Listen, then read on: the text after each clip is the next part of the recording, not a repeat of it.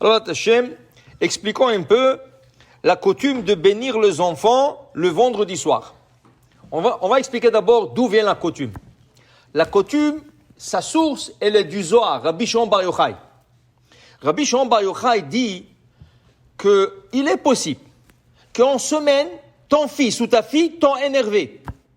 Et tu n'étais pas ou de bonne humeur, ou ils t'ont dit quelque chose que tu n'as pas aimé. Ce qui arrive maintenant, il se peut que ou tu l'as dit, ou tu l'as pensé, que tu les as souhaité du mal. Ah, qu'il t'arrive ça et ça. Ah, has v'shalom. Tu sais, quand une personne s'énerve, elle perd la tête. Okay?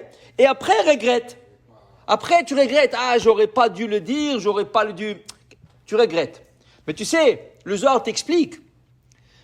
Quand tu dis quelque chose de mauvais à toi-même, même à toi-même, des fois, il y a des anges qui passent et ils t'entendent, ils te disent Amen. Et là, la malédiction peut tomber sur la personne. Dit le Zohar dans Parashat Balak, il dit le Zohar, donc il est de coutume de bénir les enfants le vendredi soir. Pourquoi ? Car les portes du ciel sont ouvertes et là, la bénédiction rentre au ciel. Alors, le parent, si chas v'shalom, il a pensé ou il a dit une mauvaise chose à son fils ou à sa fille, c'est annulé avec la bénédiction qu'il leur donne le vendredi soir. Et c'est là que ça vient, cette coutume. Donc, tu vas me dire, et s'ils sont mariés, ils ne sont plus à la maison, est-ce qu'il reste ta fille ou ton garçon ? Oui. Qu'ils sont mariés, il reste toujours une fille et un garçon à toi. Ils viennent toujours à la maison. Alors, ce n'est pas important qu'ils sont mariés ou pas.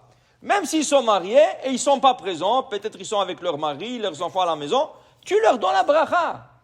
Tu leur donnes la bracha. Une bracha, c'est une bracha. C'est pas écrit la bracha des célibataires. C'est une bracha aux banim et banot, aux enfants et aux filles. Okay? Top, il a fait. Quand est-ce qu'il faut le dire ? Il y en a qui le font avant le kiddush et la plupart le font après le kiddush. Donc, toutes les deux coutumes sont valables. Au moment que tu viens faire le kiddush, les portes du ciel sont ouvertes et ils restent ouverts un peu. Alors, tu peux le faire avant ou après. La majorité le font après le kiddush. Alors, dès que tu as fait le kiddush, pourquoi ? On veut sanctifier la journée le plus vite possible. Le kiddush, moi c'est kiddush. Le kadesh et hayom, sanctifier la journée. Alors, nous, on essaie de sanctifier le Shabbat le plus vite possible. Car le Shabbat, le plus tôt que nous acceptons, c'est mieux. On a plus de temps de Shabbat. Okay? On profite. Alors, c'est mieux de faire le kiddush d'abord.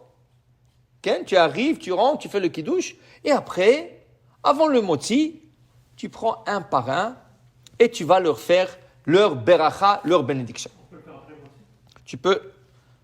Pourquoi tu veux faire après motzi ? Tu veux faire une troisième coutume alors, après motzi. Ok. Alors, on va faire une troisième coutume. Les Italiens le font après le motzi. C'est pas écrit nulle part, mais si tu veux le faire, c'est bon. Mais on le fait ou avant le kiddush ou après le kiddush. Il n'y a pas après le motzi. Oui, si tu as oublié, tu peux le faire toujours après le motzi, mais la coutume est de le faire ou avant ou après le kiddush. Mais après le kiddush, c'est mieux avant le motzi. Avant le motzi. Donc, maintenant, comment le faire ? Il y en a qui vont aller en ordre de naissance. Du plus grand, le second, le troisième, jusqu'au cadet. Il y en a qui vont faire tout le garçon en premier, après tout le fille. Tu comprends ? Ils vont faire bénir tout le garçon, même si ce n'est pas en ordre. Ils vont bénir tout le garçon, et après ils vont bénir tous les filles. Toutes les coutumes sont valables, pourvu que tu donnes la bracha à tout le monde, c'est tout. Mais il faut qu'ils soient présents, Non, même s'ils ne sont pas présents, ils sont tes enfants. C'est tes enfants.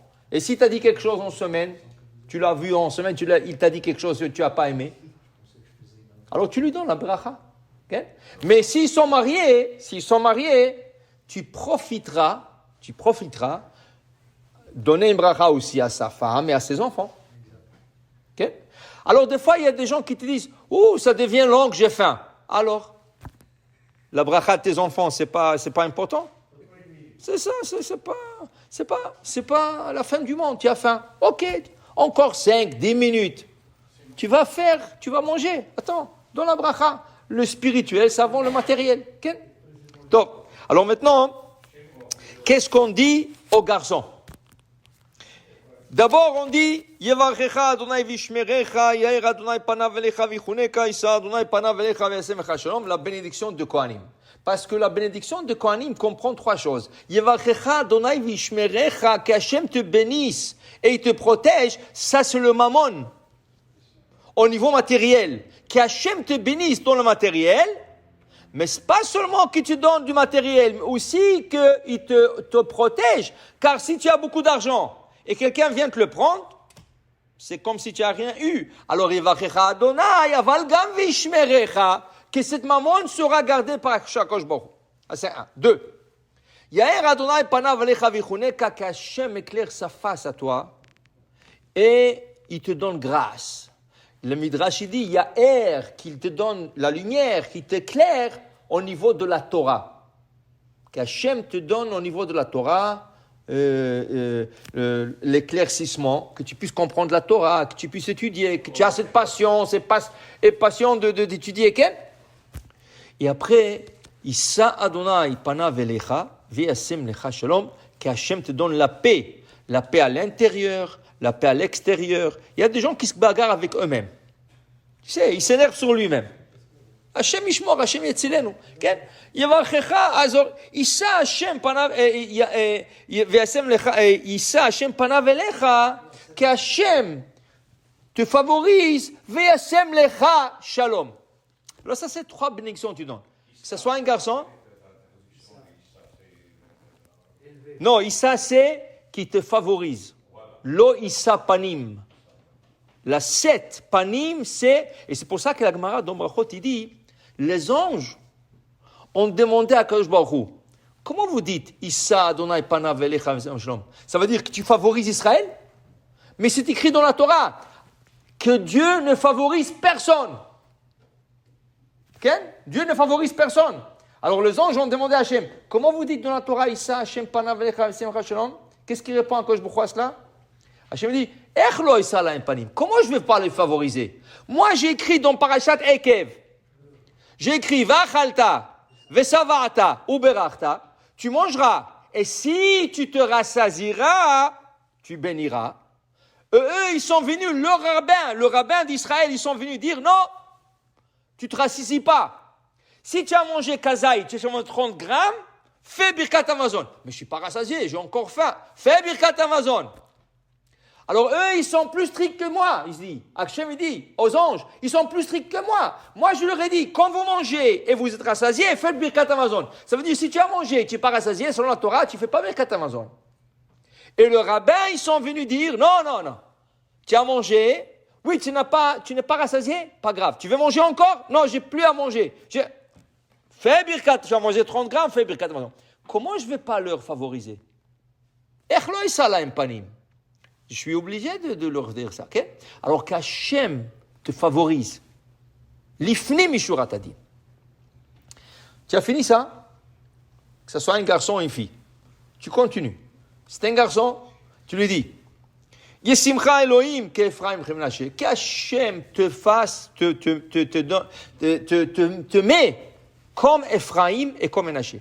Ephraim et Menaché, c'est qui? Les enfants de Yosef Hatzadik. Une seconde. Qui est plus grand? Ephraim ou Menaché? Menaché. Okay? Et c'est ça que Yosef reproche à son père. Lo avi, lo chenavi, non papa. Pourquoi tu as mis la main droite sur le cadet et la main gauche sur le nez? C'est le contraire. Yadati beni yadati. Tu penses que je ne sais pas? Est-ce que tu penses que je ne sais pas que Menaché c'est le Bechor, Ephraim c'est le cadet? Je sais très bien. Mais pourquoi je le fais? Une seconde, il faut que tu comprends. Je leur donne une beracha. Je leur donne une beracha que tout le peuple d'Israël, partout dans le monde, et à travers toutes les générations, vont bénir leurs enfants par la bénédiction que je te donne à tes enfants. Et quelle beracha ils vont dire les gens, tout l'âme Israël? Tout l'âme Israël. Yesimcha Elohim qu'Ephraim Chemnaché. Qu'est-ce qu'il y a si spécial? Qu'est-ce qu'il y a si spécial à Ephraim et Menaché? Ephraim, qu'est-ce qu'il faisait dans la vie quotidienne? Qu'est-ce qu'il faisait Ephraim? Pure étude de Torah. Rashi, regardez Rashi, dans Parashat Miketz là-bas, il t'explique, Ken, Parashat Vayechi aussi, il t'explique que Ephraïm étudiait chaque jour avec son grand-père Yaakov. Et c'était pas une petite route là. Il allait de l'Égypte jusqu'à Goshen. De l'Égypte à Goshen, c'était loin. Rappelez-vous que Yosef, il a essayé d'éloigner sa famille des Égyptiens. Alors il leur a donné Goshen, qui est une ville lointaine de l'Égypte, pour qu'ils ne se mélangent pas avec les Égyptiens. Et Ephraïm, chaque jour, il allait étudier avec son grand-père Yaakov la Torah, et il revenait le soir. Et Ménaché, qu'est-ce qu'il faisait? Ménaché était collé avec son père, gérait le pays. Rashi le dit aussi, quand les frères sont venus en Égypte, dans Parashat Miketz, ils sont venus en Égypte, qui était le Mélitz? Mélitz, c'est le traducteur. Qui traduisait? Yosef se faisait un étranger, comme s'il ne le reconnaissait pas. Ah, vous êtes des espions, vous êtes venus ici pour tuer des gens et tout ça. Ve'amelitz binotam. Yosef, il dit, je ne parle pas l'hébreu, moi. Qu'est-ce que vous dites? Ah, ok, il y a un traducteur ici, parle-lui, expliquez-lui. Et il faisait comme s'il ne comprenait pas. Qui était ce traducteur? Ménaché. Oui, là, ouais. Okay. Alors, il dit que Ménaché était l'homme d'affaires. Il gérait le pays. Viens, Yaakov, il dit non. Moi, je veux, quand le Ham Israël va bénir leurs enfants, qu'ils leur disent Yesimcha Elohim, d'abord qu'Ephraim. Et après, qui veut dire quoi? Quand ton fils, il a 3 ans, 4 ans, rentre-le à la yeshiva. Tu rentres à la yeshiva étudier. Et on va voir qu'est-ce qu'il est capable de faire. S'il est bon dans l'étude de la yeshiva, qu'il continue. S'il n'est pas bon, alors dans ce cas, tu vas lui apprendre des métiers. Parce que c'est absurde de le laisser comme ça. S'il n'est pas bon à la yeshiva, qu'est-ce que tu veux faire? Qu'est-ce qu'il va faire quand il aura 20 ans et 25 ans? Comment il va supporter sa famille? Il n'est pas bon pour la yeshiva. Et il faut qu'il ait un métier. Apprends-lui un métier. Donc, tu dis à ton fils, Yesimcha Elohim qu'Ephraim, qu'Alvaï qu'Hachem te donne la chokhmah de Ephraim, je dis à toi. Et si tu n'arrives pas, mon fils, alors que tu sois comme Ménaché. Sois comme Ménaché. C'est pas une honte. C'est pas une honte. C'est ou ça. Mais d'abord, commence par la Torah. Et c'est ça que la Gemara dans Masechet Nedarim nous enseigne à la page 81. Elle dit, le rabbanim, le tzadikim se posait la question, Alma charva aretz. Pourquoi Jérusalem a été détruite? Pourquoi Jérusalem a été détruite? Qu'est-ce qu'il y a? Il y avait beaucoup de Torah. Dans la période du premier temple, il y avait beaucoup de Torah. Beaucoup. Alma charva aretz. Ils ont demandé aux rabbanim de la génération, personne n'était capable de dire. Ils ont demandé aux prophètes, Jérémie, pour tous les prophètes qu'il y avait, Isaïe, personne n'était. Non, on ne sait pas. La Gemara dit, ils ont demandé aux anges. Alma charva aretz, pourquoi la Hachem a détruit cette terre? Il regarde combien de Torah il y a. Les anges n'étaient pas capables. Jusqu'à qui dit le Ran, qu'Akadosh Baruch Hu leur a dit, vous voulez savoir pourquoi? Ashelo berchu bat-Torah techila. Car ils n'ont pas fait la bénédiction sur la Torah en premier. Le pshat, dit le Ran, le sens comme ça, quand ils montaient le lundi et le jeudi et comment on appelle ça, le Shabbat à la Torah, ils ne faisaient pas la bracha. Le gars, il montait à la Torah, Vaïdaber Adonai Moshe Lemo Daber Bnei Israël. Alors, Baruch et Hashem Amvorach, Baruch Hashem, Baruch Ata Hashem, Hashem Bachar. Non. Lama lo, pourquoi pas? Pourquoi faire la bracha? Est-ce que je fais la bracha quand j'apprends le mathématique? Est-ce que je fais la bracha quand j'apprends la physique ou la géométrie? Non. Mais c'est quoi la comparaison? Alors il t'expliquait, la Torah est une science, une chokhmah comme tous les autres chokhmot. Has v'shalom, has v'chalila. Ah, vous prenez ma Torah comme rien du tout, alors vous allez payer pour ça. Charva haaretz.